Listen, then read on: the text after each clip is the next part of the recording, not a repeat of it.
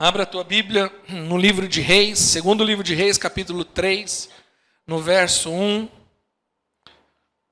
Diz assim as Escrituras: Jorão, filho de Acabe, tornou-se rei em Israel, em Samaria, rei de Israel em Samaria, no 18º ano de Josafá, rei de Judá. E reinou 12 anos. Fez o que o Senhor reprova, mas não como seu pai e sua mãe, pois derrubou a coluna sagrada a Baal, que seu pai havia feito. No entanto, persistiu nos pecados de Jeroboão, filho de Nebate, e levaram a Israel a cometer, e deles não se afastou. Ora, Messa, rei de Moabe, tinha muitos rebanhos e pagava com tributos o rei de Israel 100.000 cordeiros e a lã de 100.000 carneiros. Mas depois que Acabe morreu, o rei de Moabe rebelou-se contra o rei de Israel. Então, naquela ocasião, o rei Jorão partiu de Samaria e mobilizou todos de Israel. Também enviou essa mensagem a Josafá, rei de Judá, dizendo: o rei de Moabe rebelou-se contra mim. Irás acompanhar-me na luta contra Moabe? Ele respondeu: sim, irei. Sereis teu aliado, e os meus soldados, e os teus, e os meus cavalos, os teus, serão um só exército. E perguntou: por qual caminho atacaremos? Respondeu Jorão: pelo deserto de Edom. Então o rei de Israel partiu com os reis de Judá e de Edom. Depois de uma marcha de 7 dias, já havia acabado a água para os homens e para os animais. E exclamou o rei de Israel: e agora? Será que o Senhor ajuntou a nós, os 3 reis, para entregar nas mãos de Moabe? Mas Josafá perguntou: será que não há aqui algum profeta do Senhor? Tem profeta aqui no nosso meio? Diga glória a Deus. Amém. Para que possamos consultar ao Senhor por meio dele? Um conselheiro do rei de Israel respondeu: Eliseu, filho de Safate, está aqui. Ele era auxiliar de Elias. Josafá prosseguiu: a palavra do Senhor está com ele. Então o rei de Israel, Josafá, e o rei de Edom foram falar com ele. Eliseu disse ao rei de Israel: nada tem a ver com você. Vá consultar o profeta do seu pai e da sua mãe. Mas o rei de Israel insistiu: não, pois foi o Senhor que nos ajuntou 3 reis para entregar nas mãos de Moabe. Então Eliseu disse: juro pelo nome do Senhor dos Exércitos a quem sirvo, que se não fosse por respeito a Josafá, rei de Judá, eu não olharia para você, nem mesmo lhe daria atenção. Mas agora, tragam-me um arpista, um tocador de harpa. Enquanto o arpista tocava, o poder do Senhor veio sobre Eliseu. E ele disse: assim diz o Senhor, cave muitas cisternas neste vale, pois assim diz o Senhor, vocês não verão vento nem chuva. Contudo, esse vale ficará cheio de água, e você e seus rebanhos e os seus outros animais beberão. Mas para o Senhor ainda é pouco. Ele também lhe entregará Moabe nas suas mãos. Vocês destruirão todas as cidades fortificadas e todas as suas cidades importantes. Derrubarão toda árvore frutífera, taparão todas as fontes e se encherão de pedras todas a terra de cultivo. No dia seguinte, na hora do sacrifício da manhã, a água veio descendo da direção de Edom e alagou a região. Amém? Nós temos aqui uma história intrigante. A história de 3 reis que saem em guerra contra o rei de Moabe. Então você tem aqui o rei de Israel, Jorão, o rei de Judá, Josafá, e o rei de Edom. Esses 3 reis saíram em guerra contra Moabe, porque o rei Messa de Moabe se rebelou contra Jorão.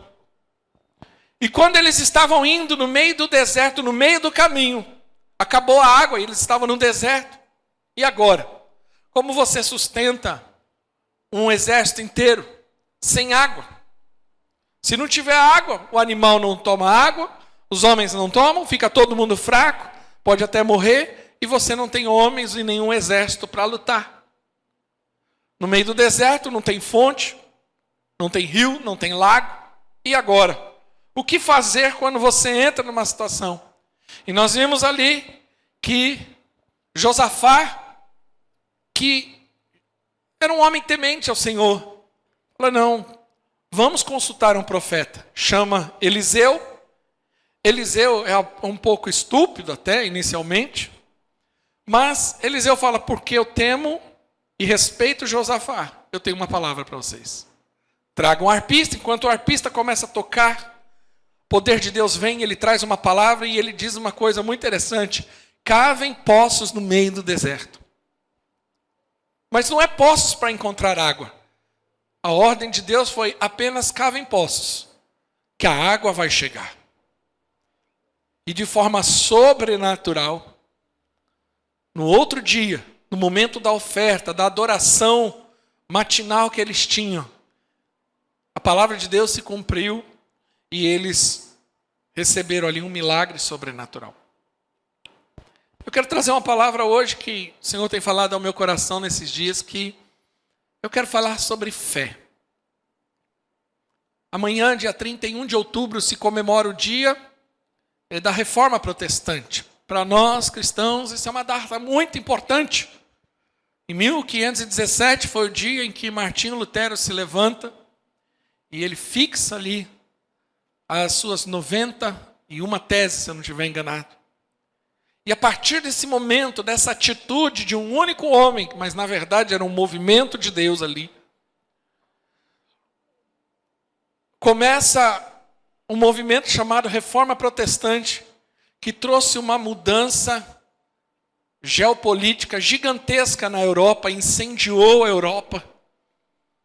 E ali, esse movimento hoje, 505 anos depois desse movimento, desse dia, hoje nós colhemos o fruto da atitude daquele homem que incendiou outros homens e uma revolução acontece. Esse movimento ele foi um movimento bíblico. Foi um movimento de restauração de valores e da palavra de Deus. E esse movimento ele foi firmado em 5 bases, que é conhecido como as 5 solas. Sola é a palavra em latim para somente. Então a igreja estava perdida na idolatria, na lei, na prática da lei, e ali Lutero se levanta contra isso e diz, não, voltemos à palavra. O que a palavra diz, o que as escrituras dizem. Porque a palavra de Deus, e esse movimento se firmou em 5 solas. Eu vou falar elas. Somente a escritura, somente a Cristo, só a graça, só a fé e somente a Deus a glória. Hoje, o nosso ministério infantil está ministrando isso para os seus filhos, para as crianças que estão lá embaixo. Eles estão aprendendo sobre as 5 solas. Então, se eles chegarem falando sobre sola, não é sola de sapato, né? Eles vão falar para você sola escritura, sola Christus, sola gratia, sola fide e solia Deo gloria. Somente a Deus a glória. Esse movimento ele foi importantíssimo porque dessas 5 bases da Reforma Protestante, uma delas é somente a fé. A Bíblia diz que o justo viverá pela fé, que a salvação é pela fé.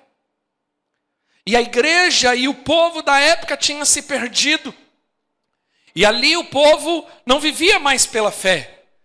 Eles não precisavam nem de fé, porque a salvação você comprava. Era o que a igreja fazia, vendia a salvação. Você podia ir para o céu, mas só podia ir para o céu se você pagasse. E Martinho Lutero, revoltado com isso, com essa prática antibíblica, o coração dele incendeia. E ele traz esse movimento. E esse movimento, ele se espalha como fogo pela Europa. E a igreja é restaurada. E hoje, nós podemos dizer que nós somos uma igreja cristã protestante, por causa desse movimento. E esse movimento ele foi marcado muito pela fé. A fé que se perdeu na época. Eu tenho percebido, e é claro que esse mesmo Espírito ele precisa estar atuante na igreja. Nós precisamos o tempo todo ter esse espírito de restaurar a palavra, o poder da palavra em nosso meio, restaurar a importância das Escrituras e restaurar a vida pela fé. Porque é uma tendência, muitas vezes a gente vai vivendo uma vida cristã, mas nós vamos perdendo a fé. Muitas vezes somos cristãos que somos incrédulos. Nos dizemos cristãos, mas vivemos uma vida de incredulidade. Ficamos confiando e olhando para este mundo, e muitas vezes esse mundo, ele não tem nada a nos oferecer, senão tristeza e angústia. Então muitas vezes vivemos e somos influenciados por isso. E às vezes nos esquecemos que a chamada de Deus para cada um de nós é viver pela fé. Tudo que Deus faz é pela fé. Abraão foi justificado por causa da sua fé. A nossa salvação é por meio da fé. Não há nada que Deus exija do homem, a não ser a fé do homem. Que é pela fé que nós cremos, é pela fé que nós vivemos, e é por causa da fé que nós vamos para a eternidade. Perceba que Jesus nunca repreendeu. Nenhum dos 4 evangelhos você vai ver Jesus repreendendo alguém porque ele teve uma conduta imoral. Jesus nunca chegou num imoral e falou: você está errado porque você está sendo imoral. Ele nunca repreendeu uma prostituta. Ele nunca repreendeu um pecador por conta da sua imoralidade. Mas às vezes que você vê Jesus repreendendo alguém é por causa da falta de fé. E às vezes que Jesus ficou assim, estupefado em relação a alguém, surpreso em relação a alguém, também não foi para o nível de santidade de alguém. Jesus nunca ficou surpreso com alguém que foi santo. Ele nunca falou: nossa, como você é santo, como você é um exemplo de vida. Não. Mas o que deixou Jesus surpreso foi a atitude de fé de algum, que ele falou: olha, essa pessoa tem muita fé. Olha a fé dessa pessoa. Então perceba que o que chama a atenção de Deus é a nossa fé. O que faz com que a nossa vida aconteça milagres é a nossa fé. Então Deus precisa restaurar a nossa fé, a nossa confiança nele, aprendermos a descansar nele. E eu quero usar esse texto como base dessa mensagem, porque esses 3 reis saem para uma guerra, mas no meio do caminho tudo dá errado. Tudo que eles planejaram, tudo que eles se propuseram a fazer deu errado, e agora faltou a coisa mais importante que eles precisavam: água. E agora o que fazer? A pergunta é o seguinte: o que fazer quando parece que nada está dando certo? Porque às vezes na nossa vida é assim. O que eu faço quando as coisas parecem, é importante você entender, parecem que nada está dando certo? Você tenta de um jeito, aí você faz de outro jeito, aí você pensa, aí vai do jeito, aí quando você vê, você se encontra como esses reis, no meio de um deserto, sem água. E agora, o que fazer? A quem recorrer? Eu aprendo algumas coisas com essa história. Primeira coisa que eu aprendo: busque ao Senhor em primeiro lugar. Qual é uma atitude errada que muitas vezes temos? É que nessa hora, muitas vezes, nós buscamos um monte de coisa. E parece que Deus é o nosso último recurso. Quando parece que eu já tentei de tudo e não dá mais nada, a gente chega diante de Deus cansado, né? Cheio de crise, e falamos: Deus, eu já tentei de tudo e agora não tem jeito. Ou o Senhor faz ou não faz.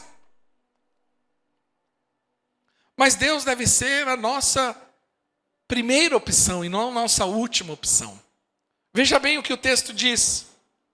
Quando esses reis acharam que iam morrer no meio do deserto, eles falaram assim: e agora? O que nós vamos fazer? A Bíblia diz assim, no versículo 10 ao 12.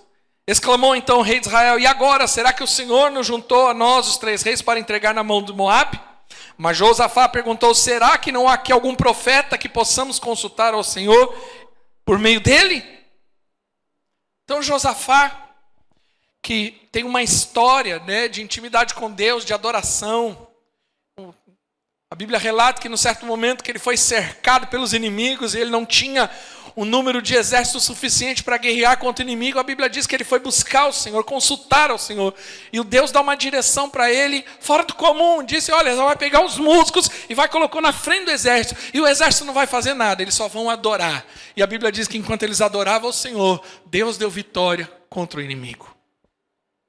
Josafá tinha experiência com Deus. E ele sabia que Deus deveria ser e sempre deveria ser sua primeira opção. Buscar-me-eis e me achareis quando buscardes de todo o vosso coração. Quando Jesus ensina sobre a ansiedade no capítulo 6 de Mateus, ele fala sobre a ansiedade, sobre as pessoas que ficam preocupadas, ansiosas enquanto ao comer, ao vestir, ao dia a dia. Mas um dos versículos mais poderosos da Bíblia para mim é Mateus 6,33. Buscai o Senhor em primeiro lugar, o seu reino e a justiça. As demais coisas vão ser acrescentadas. Então, quando nós priorizamos ao Senhor, qual deve ser a sua atitude? Busque ao Senhor. Meu filho ficou doente. O que normalmente nós fazemos? Vou correndo no médico. Vou dar uma dipirona. Claro que não podemos ser inconsequentes, mas a sua primeira atitude deve ser orar. Não que você não vá medicar. Não que você não vá ao médico. Mas você precisa entender o poder da oração. Eu estou com crise no meu casamento. Eu vou fazer isso, eu vou fazer aquilo, porque hoje tem opção. Acho que eu vou comprar um curso na internet que me ensina a ser um casal abençoado. Acho que eu vou comprar aquele livro, porque aquele livro fala 10 passos para um casal feliz. Não, a primeira coisa é a seguinte, vamos orar. Mas o outro lado não quer. O outro não quer, mas eu vou orar. Não importa. A oração de um justo muito pode nos seus efeitos. Eu estou com problema nos meus negócios. O que eu fazer? Eu vou correr no banco, eu vou negociar, eu vou fazer dívida, eu vou fazer um consignado. Não, eu vou orar. Eu vou buscar a Deus uma direção. Primeira coisa é buscar o Senhor. E não só buscar ao Senhor, mas buscar uma palavra de Deus. Perceba que ele falou, vamos buscar o profeta. Nós precisamos de uma palavra. De uma palavra. Eu preciso de uma palavra do Senhor. Eu estou com uma situação aqui, eu estou numa crise aqui, eu preciso de uma palavra para isso. Qual é a palavra de Deus para essa situação, para a minha vida?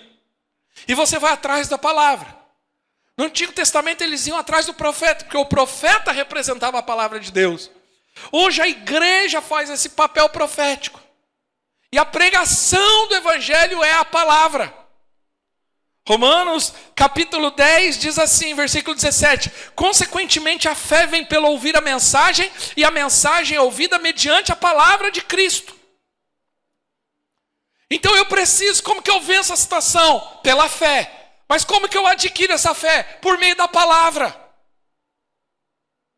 Mas qual é a atitude de muitos, às vezes, nesse momento da crise? Eu não vou no culto hoje não, porque eu não estou bem. Então porque eu não estou bem, eu não vou no culto. Não, é nesse dia.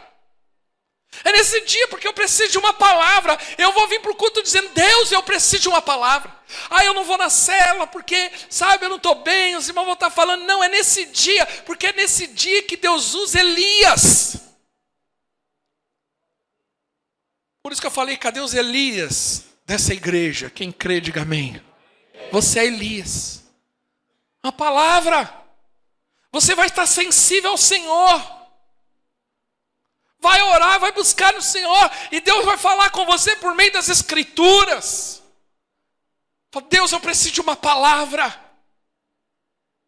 Ou seja, é nessa palavra que você recebe a fé. Segunda coisa que eu aprendo com esse texto. E por isso Deus socorreu esses homens. Primeiro, porque eles buscaram o Senhor, buscaram uma palavra de Deus. Buscaram uma palavra.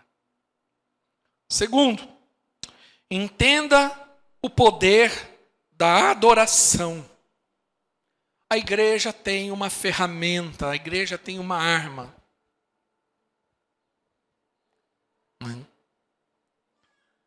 Poderosa e ela não está usando. É adoração. Adoração, ela não é apenas uma expressão de cânticos ao Senhor. A adoração, ela é uma ferramenta na vida cristã. A adoração é uma arma no mundo espiritual. Se tem coisa que demônio não gosta, de um crente que adora. De uma igreja que se reúne para adorar. Você já viu? Já viu que tem gente que ela ouve cada baboseira e ela não se incomoda, ela não se incomoda com essas músicas mundanas, né, pornográficas, ela não se incomoda, a pessoa toca, o som está lá no alto, o bar do lado, o som comendo alto, ela está lá 3 horas da manhã, ela dorme. Agora se tem uma igreja lá adorando, ela fica endemoniada, ela fica incomodada. Eu vou ligar para a polícia, onde já se viu uma igreja tocar alto assim, sabe? Quer dizer, ela fica anguniada. Você fala assim, mas isso é natural. Não é. Não é. O diabo fica endemoniado quando a gente adora. Nós precisamos entender que isso é uma ferramenta. E engraçado, irmão, já percebeu que qual é o primeiro sinal de opressão espiritual? É quando a pessoa se cala. Ela perde a força para adorar. Ela abre a boca para reclamar, esbravejar, mas quando é para adorar, ela fica dura, muda, calada. Em casa ela esbraveja, ela vai, ela xinga, ela vai. Aí quando chega na igreja, aquele louvorzão que nós tivemos aqui, esse momento de adoração, ela está apática. Entendeu? Porque ela não entendeu, ela espiritualmente, isso é uma opressão. Quem está entendendo, diga amém. A adoração é uma ferramenta. Olha Davi, a Bíblia diz que Saul ficava endemoniado. 1 Samuel 16, 23 diz isso. E sempre que o Espírito, mandado por Deus, Deus permitia, se apoderava de Saul, Davi apanhava sua harpa e tocava. Então Saul sentiu alívio e melhorava. E o espírito maligno o deixava. É natural da nossa carne reclamar, esbravejar, mas é nessa hora que você tem que puxar o sacrifício de louvor. Entendeu? É nessa hora que você tem que invocar o Senhor. A Bíblia diz que o rei ficava endemoniado, mas na hora em que Davi tocava, é interessante que a Bíblia diz que Davi tocava. É claro que Davi fez salmos, existem salmos de Davi, salmo é música, são letras de música. Mas você percebe que o dedilhar de um instrumento tem o poder de expulsar demônio, se for feito para Deus. É nessa hora que você precisa clamar, colocar um louvor e começar a adorar, glorificar, exaltar o Senhor. É nesse momento em que parece que você está no meio das trevas e que você não vê solução alguma. É nessa hora que você tem que começar a glorificar e exaltar. Puxa um louvor e comece a cantar e adorar. A Bíblia diz que Paulo e Silas estavam presos numa cadeia, no fundo de um calabouço, preso com correntes. Mas a Bíblia diz que por volta da meia-noite, Atos capítulo 16 diz que por volta da meia-noite, eles começaram a adorar, a glorificar, suas costas doídas, seu corpo machucado, porque eles foram chicoteados. Eles estavam presos não porque eles fizeram alguma coisa errada, porque eles foram homens ruins, não. Eles estavam presos porque simplesmente pregaram o Evangelho. Mas a Bíblia diz que eles começaram a adorar, a glorificar. E a Bíblia diz que a cadeia começou a tremer, houve um terremoto e um mover de Deus naquela cadeia. E o final dessa história diz que não só o carcereiro, como toda a sua família foi salva. Sua família inteira pode ser salva por meio da sua adoração. É um poder. Nunca se permita ficar calado diante da adoração. Essa adoração pública que nós fazemos aqui, ela também é um treinamento para a sua adoração individual, pessoal. Às vezes eu coloco louvor, fico sozinho lá, adorando. glorificando. Pastor, não tenho forças. Não, mas a pouca que eu tenho eu vou adorar. Quem está entendendo, diga amém. Terceira coisa. É interessante que o texto diz que ao tocar a harpa, irmão, você tem uma ferramenta poderosa, o louvor. Deus já te deu. Às vezes você tem falado assim, como que eu vou vencer isso? Deus já te deu a ferramenta certa, olha aqui para mim, para adorar.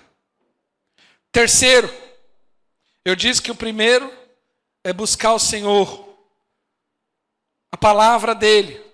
Segunda coisa, a adoração. O rei falou, o que deve ser feito? Eliseu falou, chame um arpista. E a Bíblia diz que quando um arpista começa a tocar, o Espírito de Deus veio sobre Eliseu. A Bíblia diz que Deus habita no meio de louvores. A adoração, ela atrai a glória de Deus.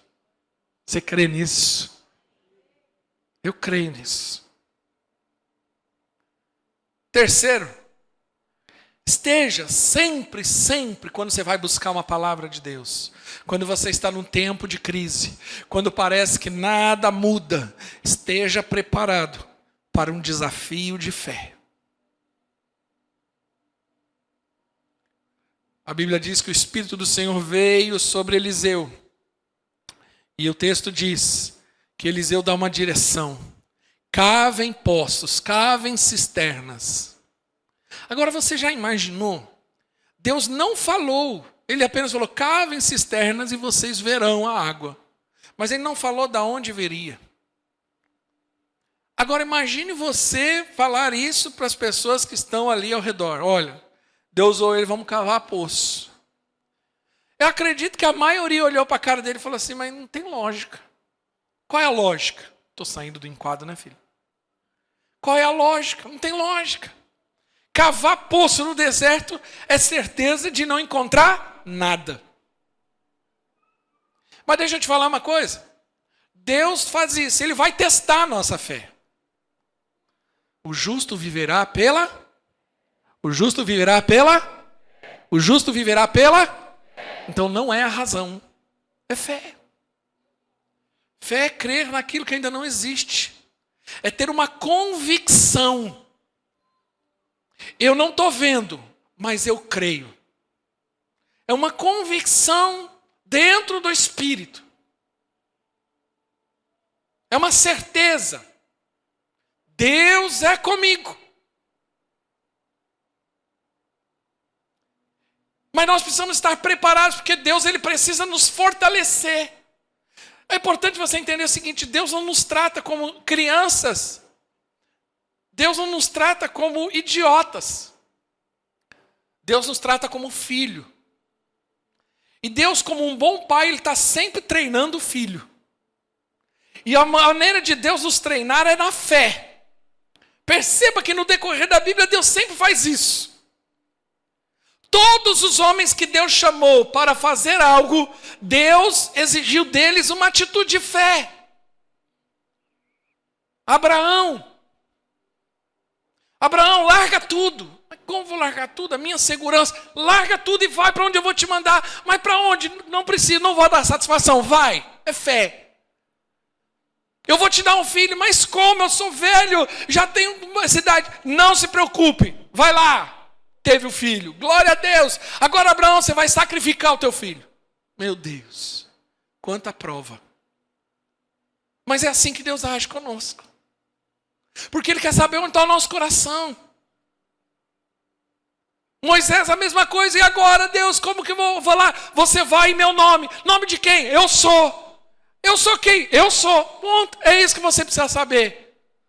O máximo que eu te dou ainda é uma vara que vira cobra. É na fé. Davi venceu Golias, é o desafio dele. Eliseu ali, aquele grupo de reis era uma cova. Deus muitas vezes nos manda cavar covas. O que são as covas? São aquelas situações que naturalmente você fala assim, não tem lógica. Não vai bater, a matemática não bate. Mas é nessa hora que eu tenho que agir pela fé e falar, minha confiança está onde? Na razão? Na matemática ou em Deus? E Deus é especialista em quebrar esses paradigmas. Na semana eu li sobre C.S. Lewis, e C.S. Lewis ele fala uma coisa interessante, porque tem muita gente tentando explicar e chegar numa conclusão de quem é Deus. Aí ele fala assim, um Deus que consiga ser explicado não é Deus. Você não consegue entender. Deus tem seus meios, seus caminhos, sua maneira, seu modus operandi. Deus tem. Ele apenas vai mandar a gente fazer o quê? Confiar nele. Pedro, se tu és Senhor mesmo, então sai do barco e vem andar sobre as águas. Querido, eu já tentei. Se afunda. Mas Deus falou, vai lá. Põe o pé para fora do barco. Tira o pé da segurança. Coloca o pé. Mas tem chuva, tem vento. Não importa. Olhe para mim. Enquanto você estiver olhando para mim, você não vai afundar. Isso é fé. Deus sempre vai nos desafiar a cavar poços. São coisas que na razão humana não se explica. Você fala, Deus, e agora? O que será de mim? Cava um poço, mas eu já não tenho, vou cavar como? Qual é a lógica? Não tem lógica nisso. Eu não estou pedindo isso, apenas cave o poço. Qual é o seu poço? Qual é o poço que você tem que cavar nesses dias? É onde está todo mundo fechando, você fala assim, não, eu vou manter aberto, porque eu creio que Deus vai se honrar. Você entende? Qual que é o seu poço? Ah, não, vamos diluir a célula. Não, agora que eu vou para cima, porque eu sei que Deus é comigo. Qual é o seu poço? Às vezes no casamento é isso. O seu poço é agradar aonde não daria para agradar. É cavar poço. É juntar brasa. Entendeu? É você entender que não é pelo natural. Eu sou muito resistente a esse tipo de 10 passos para ter uma vida feliz. Você acha que Deus se resume em 10 passos? Deus pode fazer em 1 como em 50. Ele é Deus. Então eu preciso entender. Se eu entendo que eu estou passando pela noite escura da alma. O que é a noite escura da alma? É aquele momento difícil da vida. Onde você não enxerga a solução, parece que nada acontece. Você tenta, parece que você está indo, voltando, não vê resultado. É nessa hora que eu preciso entender, eu vou buscar o Senhor, eu vou buscar uma palavra. É nessa hora que eu preciso entender, eu tenho uma ferramenta, a adoração, eu vou louvar ao Senhor. Eu não vou abrir mão disso. E é nessa hora em que eu estou preparado para ser desafiado na minha fé. É nessa hora. Você percebe? A Bíblia diz que uma mulher, Elias chega na casa de uma mulher e ela não tinha o que comer. E é interessante que se fosse qualquer um, naturalmente, o que você faria? Você ainda ia tirar do bolso e ia falar para ela o quê? Peraí, vou te ajudar aqui, eu tenho um trocado aqui para você comprar um pão ali. Mas o que o profeta fala? Vai lá e faz um bolo para mim. Ela fala, mas eu não tenho, faz um bolo. Você vai ver o que acontece. Poxa vida, pastor, mas tadinha da mulher, ninguém vê, nós precisamos ajudar. Era hora dela, sabe? Era hora da gente ajudar ela. E agora você está falando para ela ajudar? E sim, agora é a prova da fé dela. E quando ela faz ali um bolo, quando ela coloca ali, a Bíblia diz que Deus multiplica. Eu não tenho azeite, ele fala, não se preocupe. Você vai pegar a botija. E a Bíblia diz que o azeite multiplica. São coisas assim. É nessa hora que Deus está nos desafiando. A cavar poços é o desafio da fé que Deus está colocando diante de nós. Quantos estão entendendo? Diga amém. E para encerrar. Não defina o milagre. 2 Reis, no capítulo 3, no versículo 20... É interessante que diz que... Não, vamos no versículo 17, porque diz assim, pois assim diz o Senhor, vocês não verão vento nem chuva, contudo esse vale ficará cheio de água, e vocês, seus rebanhos e seus outros animais beberão. Mas, no versículo 20, no dia seguinte, Na hora do sacrifício da manhã, a água veio descendo da direção de Edom e alagou a região. Veja bem, Deus falou assim, ó, você vai cavar poços, mas você não vai ver nada. Eu vou mandar água, mas você não sabe de onde virá. Não sei se vai vir. Deus não falou que ia vir de baixo, que ia vir de cima, que ia vir do lado. Deus não falou. Ele simplesmente falou assim, a sua provisão vai chegar, o seu milagre vai acontecer. Quantos creem nisso? Por que eu estou dizendo isso? Não defina o milagre, porque tem gente que não vive milagre porque ela quer colocar Deus numa caixinha e falar, Deus só opera desse jeito. Ela limita o poder de Deus. Então tem gente que é assim, Deus cura. Deus cura o quê? Deus cura a varize, mas não cura câncer. O Deus que cura uma varize cura câncer. E o Deus que cura câncer cura uma sinusite.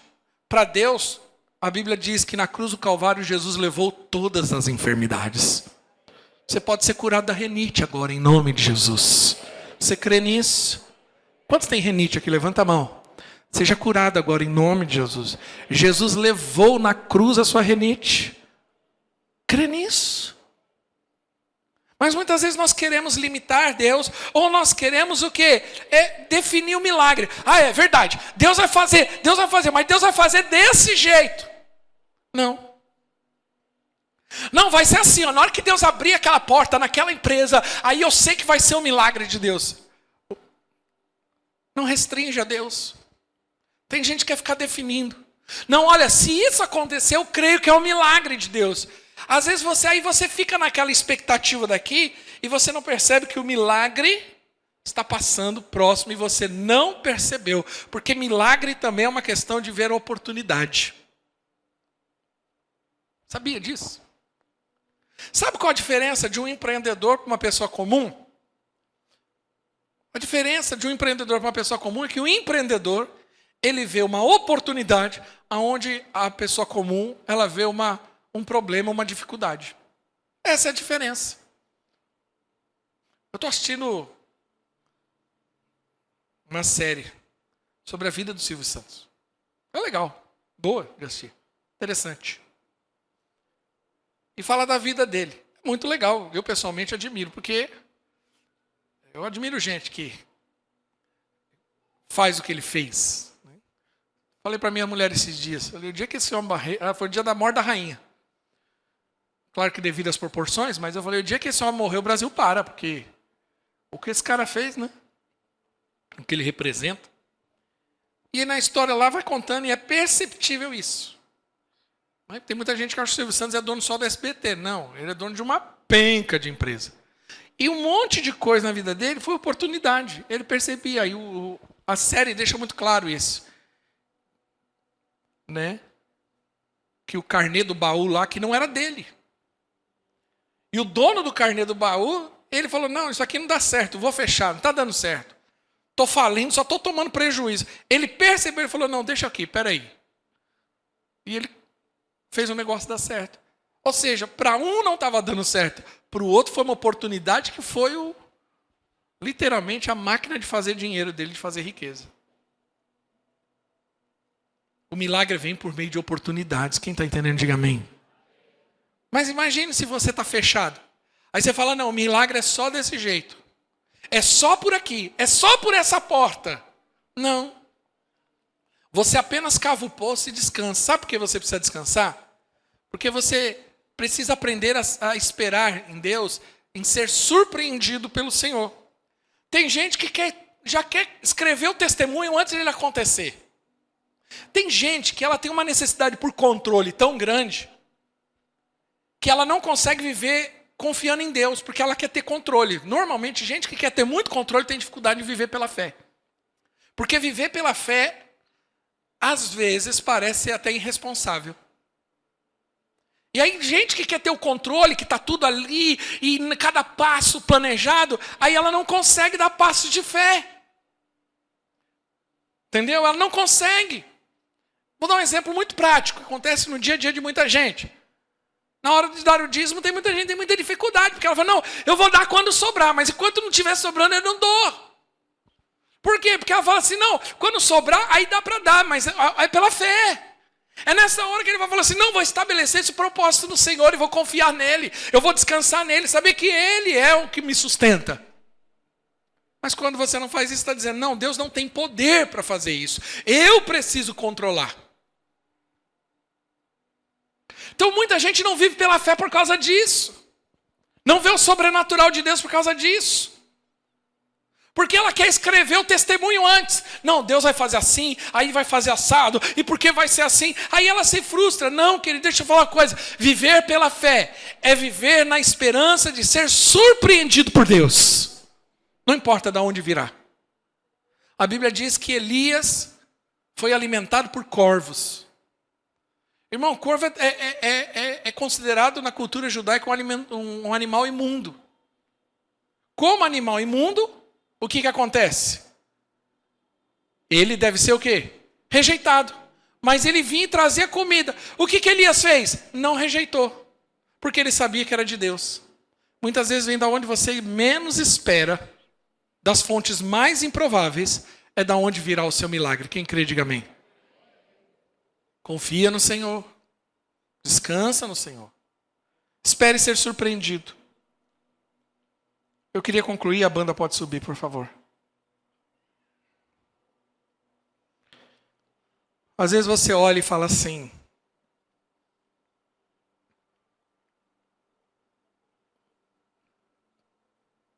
parece que quanto mais... Já viu aquela expressão? Parece que quanto mais eu rezo, mais assombração aparece. Às vezes você olha e fala assim, parece que eu não estou dando certo. Parece que, às vezes você está passando pelo seu deserto. Às vezes você está passando pela noite escura da alma. Às vezes você está passando nos dias mais difíceis da sua vida. Salmo 121, no versículo 1 e 2, diz assim: elevo os meus olhos para os montes e me pergunto, de onde me virá o socorro? Os montes era onde as pessoas faziam adoração a deuses. E ele fala assim, eu elevo os meus olhos para o monte, da onde me virá o socorro? E ele fala assim, o meu socorro vem do Senhor que fez os céus e a terra. O meu socorro vem de Deus. Às vezes nós não estamos vivendo milagres porque estamos olhando para o lugar errado. A nossa expectativa está no lugar errado. Olha para o céu. Quando Abraão estava no seu processo de crise de fé, a Bíblia diz que Deus falou para Abraão, sai da tenda, olha para o céu. Está vendo as estrelas? Consegue contar? Você não é pai, mas eu vou te dizer para você, você será pai de nações. E você vai ser pai de tanta gente que não dá para contar como as estrelas do céu. Quando você olha para o lugar certo, você começa a viver um milagre. O Senhor está te chamando para viver dias de milagres. Fique de pé em nome de Jesus.